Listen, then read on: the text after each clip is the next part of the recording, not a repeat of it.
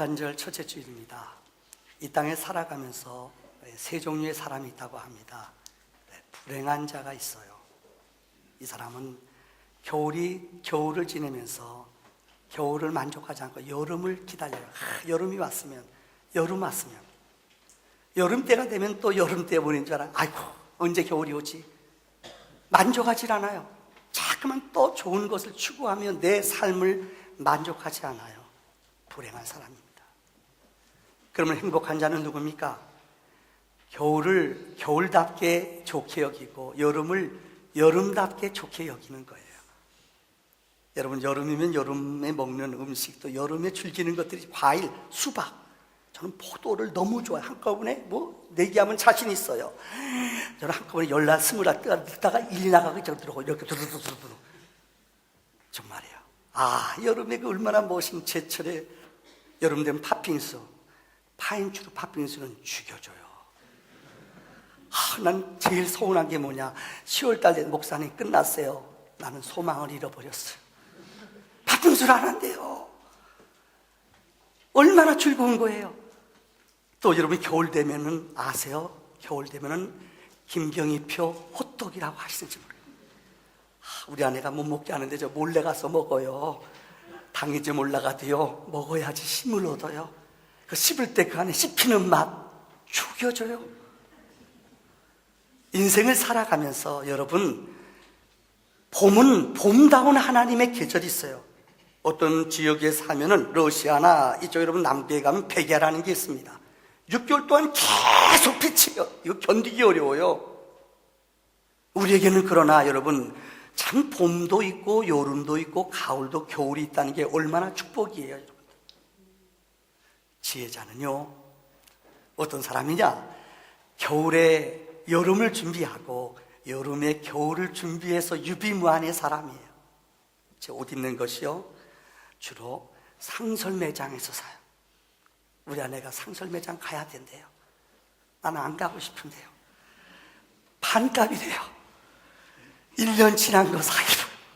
여러분, 그렇게 가만히 생각해 보니까요, 상설 매장 가면 내년에 입는 코트 지금 입으면은 여러분 1년 늦었지만은 몇 년 입을 거 아니에요. 1년 늦었지만은 그 상설 매장 가면은 50%예요. 어느 거는 70%예요. 제가 그 옷이에요, 여러분들. 어느 제가 글 읽었더니 이런 재미있는 글이 있어요.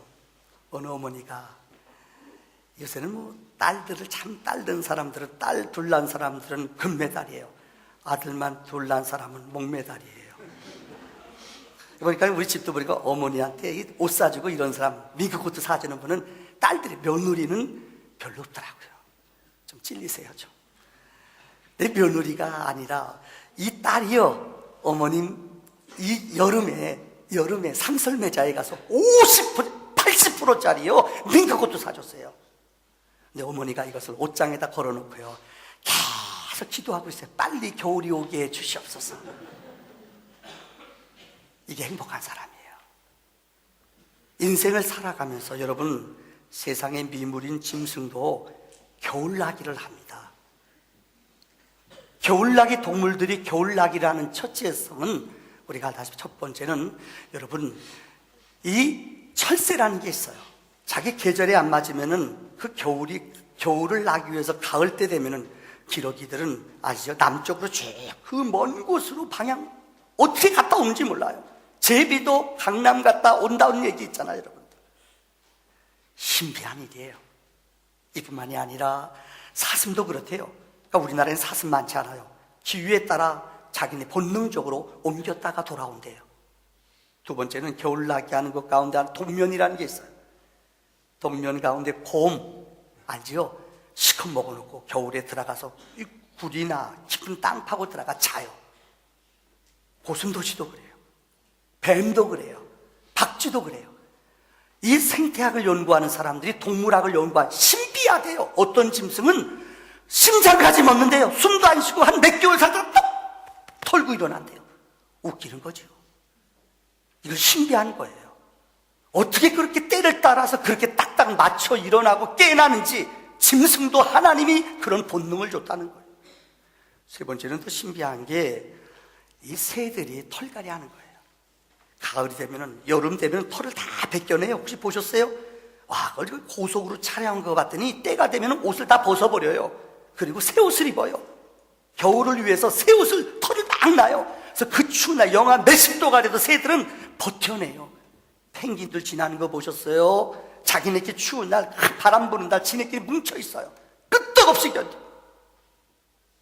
세상의 미물인 짐승들도 겨울나기를 할 줄 알아요. 오늘 본문에 기록된 디모데후서 4장에 나오는 바울이라는 사람은, 바울은 자기 인생의 마지막이 떠날 것을 알았어요. 그래서 오늘 읽지 않았습니다마는 디모데후서 4장 6절에 보면은 전제와 같이 내가 벌써 부어지고 나의 떠날 시간이 가까웠다. 바울은 인생을 살면서 내 인생의 마지막 때를 알며 살아가요. 인생을 살아가면서 인생의 마지막 때를, 내 때를 알며 사는 사람은 지혜자라는 거예요. 특별히 오늘 본문에 보면은, 읽은 본문에 보면은 8명의 인물이 기록되어 있습니다. 이 8명의 사람들이, 바울이 기록한 8명의 사람들이 크게 세 그룹으로 겨울이 오기 전, 오늘 바울은 21절에 한번 따라할까요? 겨울이 오기 전. 인생에게는 봄이 있으면 여름, 가을, 겨울이 있어요. 겨울이 오기 전에, 이 세 그룹으로 겨울이 오기 전에 그 제자들이 어떻게 살았는지 성경은 세 가지로 얘기하고 있어요. 바로 대마같이 사는 사람. 성경에 대마라는 이름이 3번 기록되어 있습니다. 대마라는 사람은 성경에 빌레몬서 24절에 나의, 바울이 그를 향하여 너는 나의 동역자다. 혹자들은 그래요. 아니 목사님 몇 장이에요? 빌레몬은 한 장밖에 없어요. 빌레몬서 24절에 성경은 그는 나의 동역자라고 바울이 말했어요. 또 골로새서 4장 14절의 말씀에 보면은 그는 나의 사랑받는 자다라고 말했어요. 이만큼 이 대마라는 사람은 바울에게 너무너무 중요하고 귀한 친구예요. 그런데 세 번째 오늘 본문의 기록을 보면은, 오늘 본문의 디모데후서 4장 10절에 그 사람의 이름을 보면은 부끄러운 이름이에요. 대마는 이 세상을 사랑하여 나를 버리고 데살로니가로 가고, 또 그 다음에 나오는 이름이에요. 그레스게는 갈라디아로 가버렸고, 디도도 달마디아로 갔고, 우리가 읽지 않았습니다마는 루기고는 예베소로 갔고, 다 떠났어요. 사람들이 8명의 바울의 동역자들이 있었습니다마는 그들이 왜 떠났는가? 성경은 이렇게 말해요. 전도 여행을 한다는 것은 어려워요. 복음을 전한다는 것은 그 지역 사람들, 그 마을 사람들한테 수치당하고, 어느 때는 모욕당하고, 어느 때 그들을 죽이려고 해요. 너무나 힘든 길이에요. 어려우니까 그들은 도망가 버리고 말았어요.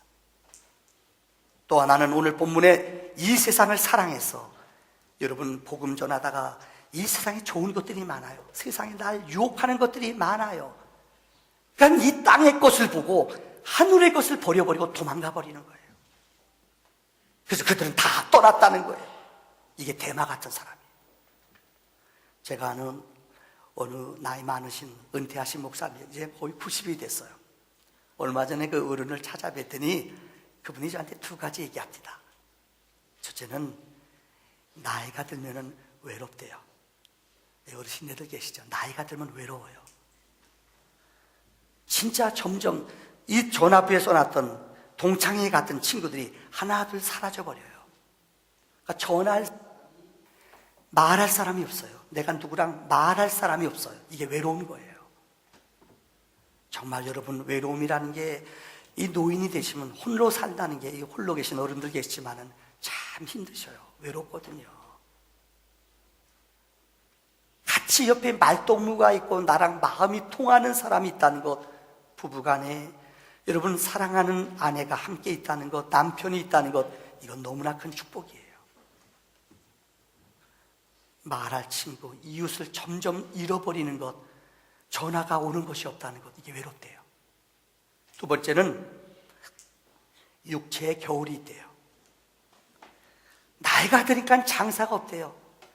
육체의 겨울, 인생에게는 육체의 겨울이 와요. 겨울은 떠나요, 사람들이요. 아니, 몸도 언제나 젊은 게 아니에요. 여러분도 나이 들어버려도요. 여기 어르신들 있죠? 다 병원 가요. 제가 우리 병원 가보면은 우리 권사님들, 우리 집사님들 자주 만나요. 보면은 전부 다 물리치료 와요.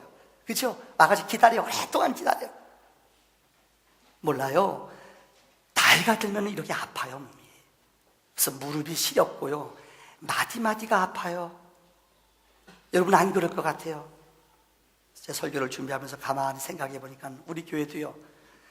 늘 우리 올해만 해도 우리 교회 어르신네 가운데 우리 이무순 권사님 일생 동안 우리 교회를 참 지켰던 어른 아니세요? 하나님 부름받아 떠났어. 참 돌이켜보면 우린 그걸 몰랐어요. 권사님 몸이 아파 교회 오고 싶어도 우리 새벽기도 그렇게 열심히 나오셨던 어른 아니에요. 그런데 떠나시기 얼마 전에 한 두 달 된 것 같아요. 휠체어 타고 우리 윤집사님이 어머니 모시고 왔어요. 여기요. 항상 여기 앉으셨어요. 마지막 예배 다 마치시고요. 그러니까 떠날 때가 되니까 영적으로 사람이 아는 거예요. 마지막 예배 드리다가 하나님 부름 받았잖아요. 우리 최명희 권사님, 이 자리에 앉으셨어요, 권사님. 이분은 나중에 좀 치매가 걸리셨어요. 그래서 요일을 잘 몰라요. 어느 때 목요일 날 문 안 열었다고 막 화내세요. 어느 때 수요일 날 오후 5시에 와가지고 예배 시간 아니냐고 시계도 안 보시나 봐요. 얼마나 교회 오기를 즐거워하시고 교회 오는 것을 감격해 했는지 몰라요. 더 놀라운 것은 우리 정권사님 늘 기도 때마다 우리 남편 신창균 아드님 하나님 불러주세요. 결혼하시고 이제까지 한 번도 잘 안 나오셨어요. 한 번도요. 근데 여러분 얼마 전까지만 해도 우리 어머니가 제일 존경하는 분이래요. 왜요? 그곳에 경로회당 회장님이시거든요. 밥도 사주세요. 아세요? 선물도 주시고요. 우리 엄마가 제일 좋아해요. 근데요 이분이 쓰러지셨잖아요. 몸이 아프셨잖아요. 제가 3달 동안 일주일에 한 3번 내지 4번 찾아가서 복음을 전해서 내가 너무 충격받았어요. 몸이 아파 몸을 못 가누는데 말씀을 듣고 나서 이분이 눈물을 흘리고 영접을 해요. 첫 시간부터요. 몸이 그렇게 불편한데 목사가 찾아가면 일어나요. 여보 일로 와. 권사 들어누워 있어요. 안 돼. 내가 좀 아쉬운 것은 난 그렇게 빨리 돌아갈 줄 몰랐어요. 세례를 못 받았어요. 그러나 영접기도 몇 번 시킬 때마다 아멘. 마지막 병원에 가셨을 때도 아멘. 하나님이 불러갔어요. 여러분 우리 인생은 이와 같이 겨울이 어느 누구에게 오는지 아무도 몰라요. 그래서 유명한 버나드 쇼라는 이 철학자가 자기 묘비에 그렇게 써달라고 그랬대요. 우물쭈물하다가 내 이럴 줄 알았지. 웃기는 얘기죠. 자기 인생을 자기가 고백해 그대로 살았어요. 위대한 철학자인데 우물쭈물하다가 내가 이럴 줄 알았지. 졸지에 내가 세상을 떠난다는 거예요. 겨울은 언제 어느 때 누구에게 올지 몰라요. 우물쭈물하고 살면 안 돼요. 여러분에게도 겨울이 와요. 언제나 젊지 않아요. 여러분도 어른이 되고 노인이 돼요. 이걸 잊어버리면 안 돼요. 겨울은 어려운 외로운 시기예요. 이때에 기름을 준비하지 않은 사람은 울며 후회하는 날이 온다고 성경은 말합니다. 두 번째는 바로 마가와 같은 일들입니다. 여러분 성경을 보면 마가는 마태복음을 기록한 저자예요. 성경의 마가는 이렇게 말하고 있습니다. 바나바라는 사람, 바울과 바나바는 초대교회 영적 지도자예요. 더 쉽게 말하자면 바나바는 바울보다 더 위대한 교회 지도자였어요. 사도행전에 성령 받고 자기 전 재산을 교회를 위해서 다 바친 사람이 바나바예요. 바울을 영적으로 만든 사람, 바울을 교회에 소개해 준 사람, 예루살렘 교회에 소개해 준 사람이 누구냐? 바나바예요. 근데 이 바나바의 생질이 누굽니까? 누나의 아들이죠. 바나바의 누나의 아들이 마가예요. 마가. 전도여행을 할 때 1차 전도여행 때 바나바와 바울과 마가가 같이 따라갔어요. 그런데 그는 다락방 주인, 다시 말하면 예수님께서 이 땅에 부활하셔서 이 땅에 40일 동안 계셨다고 그랬어요. 그리고 마지막 500명의 무리가 감람산에서 보는 앞에서 구름을 타고 하늘나라로 승천했어요. 그는 마지막 이렇게 말씀했어요. 너희는 몇 날이 것이니 이곳을 떠나지 말아라. 성령을 받을 것이니 너희는 이곳을 떠나지 말아라. 그리고 하늘나라 올라갔어요. 근데 며칠 만에 온다는 말이 없어요. 근데 성경에 보면 예수님 승천하시고 며칠 만에 성령이 왔어요? 열흘 만에 왔어요.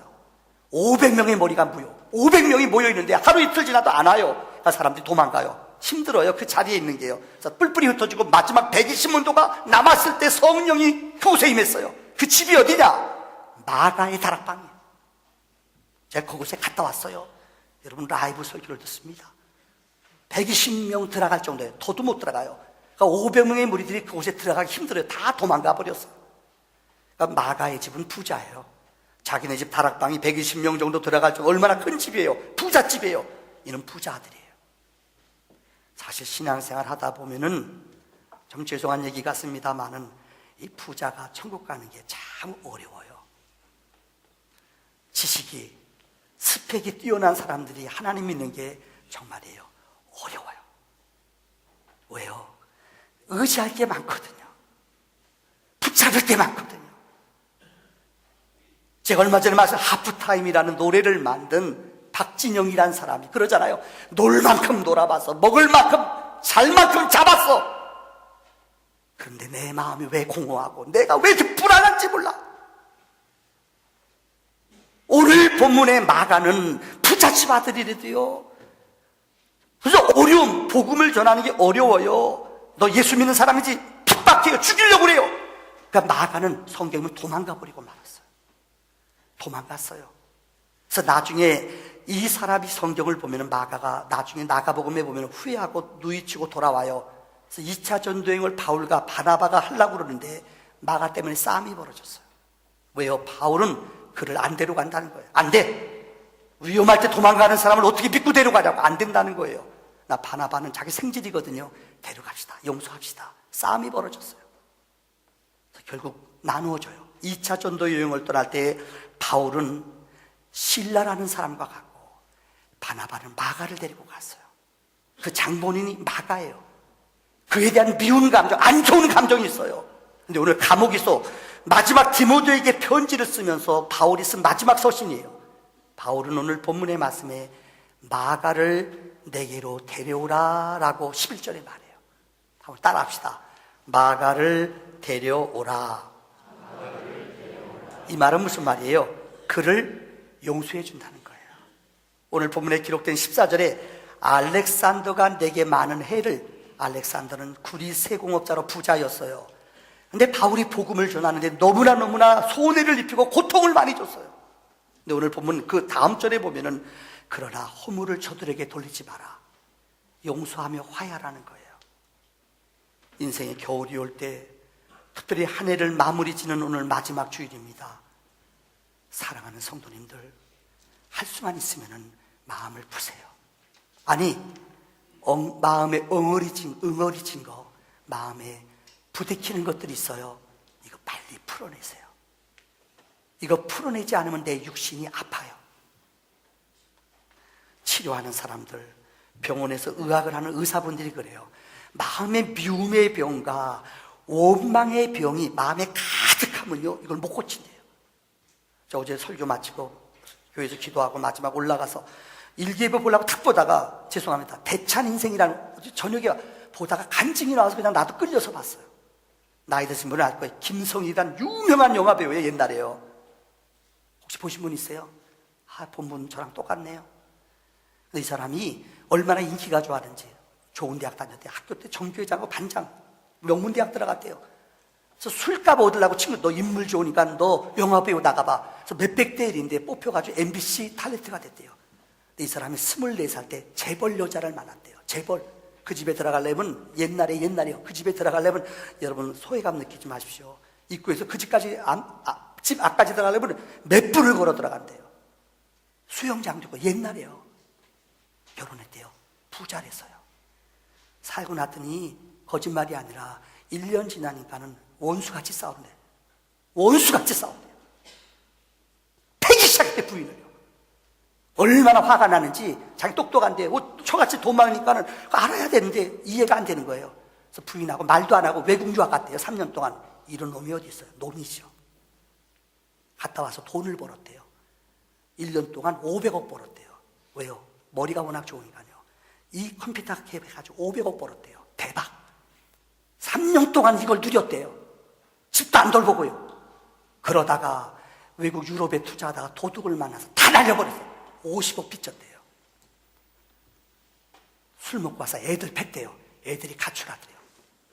자기는 애들 패는 거, 분풀이를 부인은 패수고 애들을 뺐대요. 애들이 가출했대요. 근데 아내가 믿음을 갖고 자기를 기도해 줬대요. 자기를 끝까지 믿어줬대요. 그래서 아내 따라 교회 다니면서 상처난 아픔을 치유했어요. 그러니까 마음에 기쁨이 오고 자기 삶의 변화가 일어나더래요. 이제는 빚이 있고 어려워도 행복하대요. 둘이 간증이에요, 진짜요.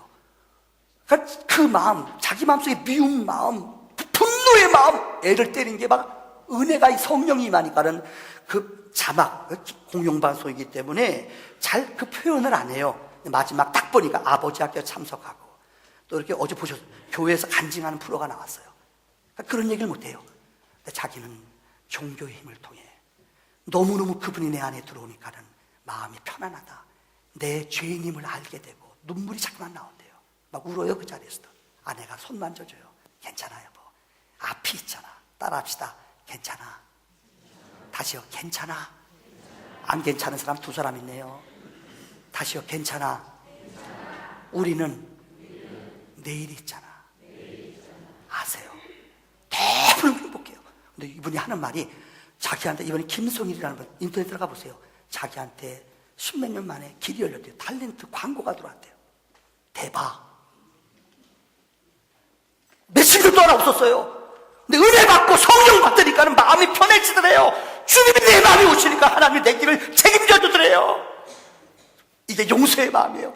품지 마세요. 올해가 가기 전에 미운 마음, 원망 마음 버리세요. 잃어버리고 차차차 그거잖아. 슬픔을 벗어놓고 다 함께. 안 해주네요. 다시요. 슬픔을 벗어놓고 다 함께. 이런 게 있으면 나보다 그래요. 미움, 원망, 시기 다 벗어버리고 차차차. 내 힘으로 안 돼요. 오늘 바울은 마음의 미움과 원망의 마음 그 싫어했어요. 도망간 사람이에요. 근데 마음속에 노년이 되니까 이러지 말자. 돌아와라. 데려와라. 용서하자는 거예요. 옆에 사람 보고 원수 있을 거예요. 옆에요. 옆에 있어도 해야 돼요. 손잡고 용서할게요. 다시요. 용서 받으세요. 마지막으로 내가 잘못했어요. 여보, 내가 잘못했어요. 진짜요. 이러면 다 벗어지는 거예요. 2013년 마지막 주일날 우리의 무거운 짐들, 얽매이는 것들 다 벗어주기를 차차차. 아멘. 마지막 세 번째입니다. 오늘 본문의 말씀에 보면은 누가 같은 일꾼이 있어요. 누가가 누굽니까? 다른 제자들은 다 도망가고 배신했다가 나중에 돌아왔어요. 근데 성경에 누가는 오늘 11절에 보면은 그는 내 곁에 늘 있었어요. 누가는 누가복음을 쓴 사람이에요. 의사예요. 근데 바울이 전도할 때 늘 바울 곁에 따라다니면서 누가복음을 썼어요. 여러분, 누가복음을 누가 썼지요? 누가가 썼어요. 사도행전을 누가 썼지요? 누가가 썼어요. 또 없어요? 두 개밖에 없어요. 마태복음 누가 썼지요? 마태가 썼죠. 안 속네요. 여러분, 누가는 예수님, 다시 말하면 이 전도자들 바울과 바나바를 늘 따라다니면서 예수님을 따라다니면서 복음을 쓴 사람이 누구냐? 누가예요. 떠나지 않았어요. 어려움이 오고 핍박이 와도 떠나지 않아요. 도망가지 않아요. 끝까지 바울 곁에 머문 사람이 누가요? 누가는 나와 함께 있었느니라. 누가만 나와 함께 있었느니라. 예루살렘 성지 갔다가 로마에 간 적이 있어요. 오래됐네. 10년 된 것 같아요. 저는 참 로마에 가서 은혜를 받았어요. 콜로세움에서 예수 믿는 사람이 순교당한 것도 은혜 받았지만 제일 은혜 받은 것 가운데 하나가 바울이 죽은 곳이에요. 로마에 가서 복음을 전하다가 바울은 목베임을 당했어요. 목이 딱 잘라졌어요. 아주 목이 땅에 댕구랑 3번 떨어졌어요. 근데 거기에 물이 나온대요. 안 가봤죠? 가봤어요. 믿어주세요.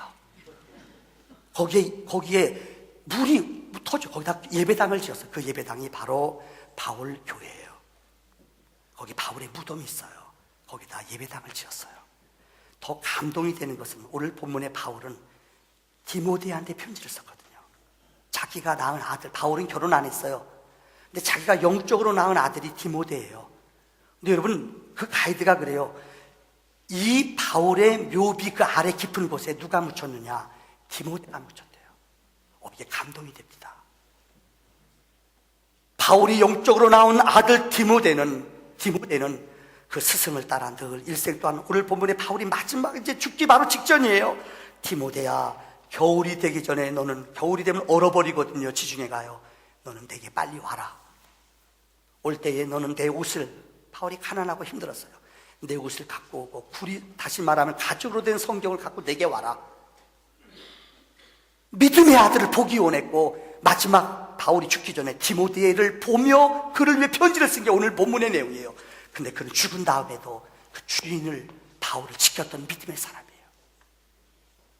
말씀을 마칩니다. 오늘 저는 여러분에게 한 음악가를 소개하고 설교를 마치려고 합니다. 그 음악가 이름은 제럴드 무어라는 사람이에요. 이 사람 별로 알려지지 않은 사람입니다. 근데 음악을 아는 사람이라면은 이 제럴드 무어라는 사람이 대단하다는 걸 알아요. 이분은 88세의 세상을 떠났어요. 30살 때부터 워낙 피아노를 잘 쳐서 세계에서 가장 유명한 성악가들 반주는 이분이 다 했어요. 그런 사람 있잖아요. 제가 아는 목사님은요, 정말 시골에서 워낙 어렵고 가난하게 자라서 글자를 하나도 몰라요. 제가 아는 이경옥 권사님, 제가 전도사 때 우리 교회 권사님이신데 너무 제가 놀랐어요. 이분은 글자를 하나도 몰라요. 근데 신비한 게 성경 갖다 놓으면 성경을 읽어요. 찬송가도 읽어요. 오랫동안 어찌나 교회를 많이 다녔는데 찬송가 부르면서 통밥으로 때려잡아서 외워요. 근데 신문 같아서는 못 읽어요. 희한하대요. 진짜 기도를 너무너무, 내가 이제까지 그렇게 기도 감동 있게 하는 분 별로 못 봤어요. 이분도 그렇게 반주자가 반주를 그 부르는 사람에게 맞게 너무 잘 치는 사람이 있어요. 우리 교회 어느 청년 얘기할까요? 입이 무거워 얘기 안 할게요. 내가 보윤이 선생이라고 얘기 안 했어요. 이 자매는 음악을 배워본 적도 없어요. 근데 어린 시절에 목사님 부흥회할 때 따라다니면서 이게 절대 음감을 받아가지고 앉아서 쳤대요. 이게 음감이 된 거예요. 우리 이명고 권사님도 그래, 음악 전공 안 했을 거예요. 제가 알기로는. 그렇죠. 음대 안 나왔어요. 앉아서 칠해보면 그냥 쫙 치잖아요. 이거 쉬운 게 아니에요. 이분이 그렇게 잘 쳤대요. 한 번도 이분은 그렇게 위대한 음악가인데요, 그렇게 어떤 음악을 줘도 그냥 기가 막히게 잘 친대요. 또르릉 똥똥 띠디딩띵. 너무너무 잘 쳐요. 내가 아는 노래가 그것밖에 없는 줄 알아. 또 있어요. 빰빰빰빰 빰빰빰빰 또 있어요. 기가 막히게 노래를 잘하는데도 한 번도 자기독 장애를 가져본 적이 없대요. 그런데 68세 되던 해에 1967년도에 그의 제자들이 그에게 음악을 다시 한 성악가들이 모여서 깜짝 쇼를 했어요. 자기 스승을 위해서 이분을 위해서 음악회를 열었어요. 이게 기라성가 같은 음악가들이 나타나서 몰랐어요. 그날 연주 좀 해주세요. 그날 알았어요. 왔는데 이분을 위한 독창이에요. 이분을 위한 음악 연주예요. 깜짝 놀랐어요. 그 제자들이 모든 영광을 우리 선생님께 돌립니다. 기립박수를 받았어요. 와, 지난번 우리 윤 권사님 찬양했잖아요. 내가 일부러 윤 권사님 알잖아요. 우리 연대 성악가 나왔어요. 야매 아니에요? 2부 아니에요? 이번에 음악회 사회 하는데요, 와, 진짜 잘한다. 내가 학생들 4명한테 물어봤어요. 선생님 어떻냐? 짠돌이냐? 어떠냐? 노래도 잘하고 최고 인기 좋대요. 믿어도 안 되는지 또 물어봤어요. 다른 여자한테요. 근데 걔도 그래요. 우리 선생님 짱이에요. 여러분, 내가 얘기를 왜 드리는 줄 알아요? 이 위대한 스승은 한 번도 그렇게 위대한 음악까지만은 자기는 다른 사람을 즐겁게 하며 다른 사람의 영광을 위해서 자기 몸을 숨기는 사람. 무어는 믿음의 사람이에요. 성경 읽어보니까는 믿음의 사람은 절대 내 영광을 위해 살지 않아요. 예수님보다 6개월 먼저 왔던 세례 요한이 있습니다. 그는 예수님이 나타났을 때 자기 모습은 없어졌어요. 나는 그림자다. 예수는 빛이다. 예수님이 나타났을 때 그는 죽임을 당해요. 예수님도 인생을 그렇게 살았어요. 절대 자기 영광을 위해 살지 않았어요. 하나님의 영광과 하나님의 거룩함을 위해서 그는 철저하게 낮아졌어요.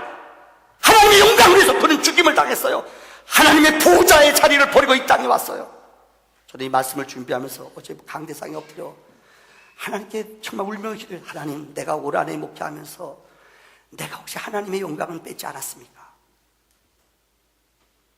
내가 하나님께 올라가야 될 영광을 내가 뺏지 않았습니까? 얼마나 마음을 졸이며 기도했는지 몰라요. 우리는 인생의 겨울이 오기 전에 아십니까? 우리의 생명은 하나님 잠시 왔다 가는 인생이에요. 안개 같은 인생, 불의 꽃 같은 인생이에요. 나를 위해 살면 안 돼요. 그러면 곤고하고 힘이 들어요. 나를 보내시니, 나를 지으시니, 나를 만드시니 그분의 영광을 위해 살아갈 때에 하나님이 우리의 인생을 끝까지 붙잡아 주시는 줄을 믿습니다.